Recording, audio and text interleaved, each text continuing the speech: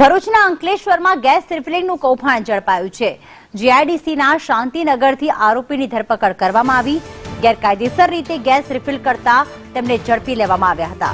એસઓજીએ cylinder સહિત 15,000નો મુદ્દામાલ જપ્ત કર્યો છે। વિનેશ અમારી સાથે જોડાઈ ગયા છે। વિનેશ, કેટલા સમયથી આ રીતે ગેરકાયદેસર રિફિલિંગ કરવામાં આવતું હતું સિલિન્ડરનું?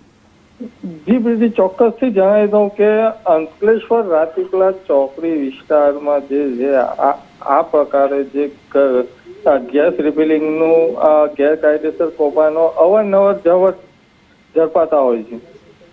જોખમી રીતે આ જે ગેસ રિફિલિંગ જે મોટા બોટલોમાંથી નાના બોટલોમાં કરવામાં આવે છે, ગતરોજ ભરૂચ સ્પેશિયલ ઓપરેશન ગ્રુપ દ્વારા આ વિસ્તારમાં રેડ કરી બાતમીના આધારે એક ઇસમને ગેસ રિફિલિંગ કરતા ઝડપી પાડ્યો હતો।